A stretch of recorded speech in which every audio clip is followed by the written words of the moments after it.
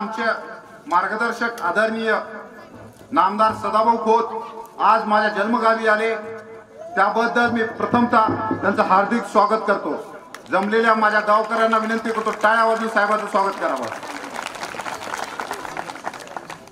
मंचावर उपस्थित असलेले भाजपचे जिल्हाध्यक्ष आमचे मार्गदर्शक आदरणीय राम पाटील रातोळीकर साहेब, तथा भाजपचे ज्येष्ठ नेते आमचे मार्गदर्शक बालाजी बच्चेवार, रयत क्रांती संघटनेचे राज्याचे प्रदेशाध्यक्ष शिवनाथ जाधव, राहुल मोरे, जिल्ह्याचे अध्यक्ष प्राध्यापक पांडव मुंगनाळे, एमजीपीचे सर्व अधिकारी, उपस्थित असलेले सर्व पत्रकार बांधवांनो आणि उपस्थित असलेले सर्व पोलीस बांधवांनो आणि जमलेल्या माझ्या गावातील सर्व गावकरी, माय माऊली, युवा मित्र, भावांनो, मांजरम या गावला पाणी पुरवठा योजनासाठी गेल्या 2-2.5 वर्षापासून सतत पाठपुरावा केल्यानंतर ही योजना नामदार सदाभाऊ खोत यांच्या मार्फत मंजूर झाली।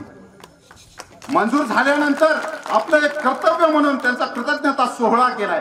कृतज्ञता सोहळा म्हणजे ज्यांना आपल्याला काहीतरी दिलंय त्याची उपकाराची जाणीव ठेवून गावकऱ्याच्या सर्वसामान्य माणसाच्या वतीनं हा सत्कार आयोजित केलेला आहे। सदाभाऊ वारकरी संप्रदायातून असल्यामुळे विठ्ठल रुक्मिणीची भेट गावकऱ्याच्या वतीनं आम्ही आज दिलेली आहे। भाऊ, मांजरम हे गाव नांदेड जिल्ह्यातील सर्वात मोठं गाव असणारं गाव आहे, पण विकासापासून वंचित असणारं गाव आहे। कारण गेल्या 10 ते 15 वर्षापासून पाण्याचा प्रश्न हा गंभीर असताना इथल्या भागातल्या कोणत्याही लोकप्रतिनिधींना वाटलं नाही की माझ्या गावचा प्रश्न सोडावा। पण सदाभाऊ मंत्री झाल्यानंतर मी रयत क्रांती संघटनेचा कार्यकर्ता, या भूमीतला भूमिपुत्र म्हणून सतत 2 वर्ष पाणी पुरवठा योजनेची पाठपुरावा केल्यानंतर सदाभाऊनं विशेष बाब म्हणून या योजनेला मंजूर दिली। काही लोकांना वाटतं सगळे काम मी आज केलेत, असं नसतं। सर्वसामान्य माणूस, गावातला प्रत्येक माणूस, प्रत्येक घटक या योजनेसाठी झटलेला आहे।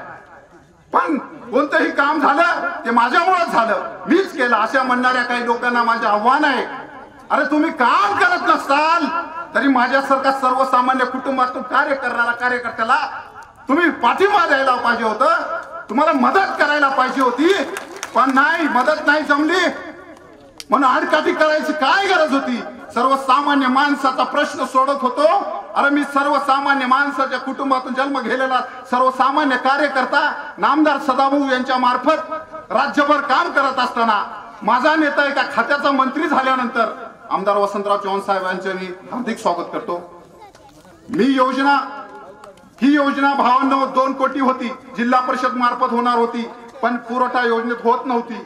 म्हणून सदाभाऊला मी सांगितलं, भाऊ गेल्या 10 वर्षापासून टँकरनं पाणी पुरवठा होतो, आपल्याला ह्या गावाचा, माझ्या गावचा प्रश्न सोडवणं गरजेचं आहे। मी सदाभाऊला नेहमी 2 वर्षापासून मी सदाभाऊला एक दिवस सदाभाऊला आठवत नसेल, पण सदाभाऊ बंगल्यावर असताना आपण बेडरूम मध्ये होता, आदिनाथ सुद्धा साक्षीला आहे। भाऊला म्हटलं, भाऊ माझ्या डोळ्यात पाणी आलतं, योजना तत्वता मान्यता झाली होती, पण काही लोकांच्या कडकारस्थानामुळे ती योजना मंजुरी होत नव्हती। मी भाऊच्या विनंती केली, भाऊ माझ्या गावचा प्रश्न आहे, मला काही नको, मला फक्त ही पाणी पुरवठा योजना मंजूर करा। भाऊ म्हणले, पांडुरंग काळजी करू नको, आपण मुख्यमंत्री देवेंद्र फडणवीस साहेब, राज्याचे पाणी पुरवठा मंत्री लोणीकर साहेबांकडे जाऊ, योजना मंजूर करू। देवेंद्र फडणवीस साहेबांची विशेष बाब म्हणून सदाभाऊनी मला जवळ साहेबांकडे घेऊन गेलं, विशेष बाब म्हणून मांजरमसाठी पाणी पुरवठा योजना। भावाने एक लक्षात घ्या, सदाभाऊ आणि मांजरमचा काय संबंध आहे? हा माणूस पश्चिम महाराष्ट्राचा नेता, पण एका सर्वसामान्य कार्यकर्त्याने जी मागणी केली, 10,000 लोकसंख्येची मागणी केली, वैयक्तिक मागणी असून सार्वजनिक मागणी होती।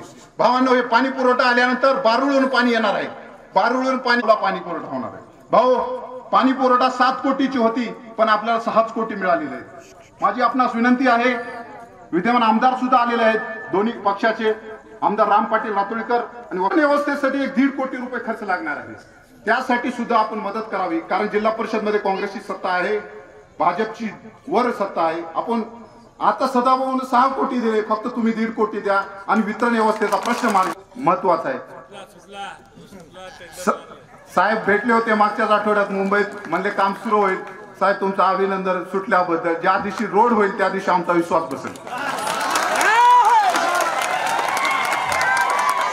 भाऊ, तुम्ही कृषी मंत्री आहात, या भागामध्ये जलयुक्त शिवाराचे उर्वरित कामं लवकर करण्यात यावं. कारण काय, अर्धे कामं झालेले आहेत आपल्या सरकारच्याच काळात, पूर्वीच्या सरकारच्या काळात काही झाले होते, पण उर्वरित कामं जर केले तर सिंचनाचा सुद्धा प्रश्न या गावचा सुटतो. भावांनो, भाऊ सदाभाऊ, हे गाव 10,000 लोकसंख्येचं 6,000 मतदार असणारं गाव आहे.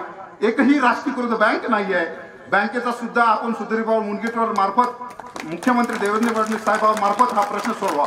गाव ग्रामपंचायतीवर विविध निवेदन येणार आहेत. भावांनो, मी जाता जाता एवढंच म्हणतो, आज सदाभाऊ मी ज्या गावात जन्म घेतला त्या गावात आले, मी ज्या शाळेत शिकलो आज त्या सगरोळीमध्ये आले. माझं भाग्य आहे की माझा नेता आज माझ्या दोन्ही जन्मभूमीत आणि कर्मभूमीत आला. त्याबद्दल मी सदाभाऊचे अभिनंदन करतो, सदाभाऊचे मनापासून आभार करतो. माझ्यासारख्या सर्वसामान्य कार्यकर्त्याला आज सदाभाऊ संपूर्ण महाराष्ट्रामध्ये फिरवतात. आता तुम्ही सुद्धा माझ्या पाठीशी आशीर्वाद देऊन म्हणून उभे राहा हीच अपेक्षा करतो. जय हिंद, जय महाराष्ट्र.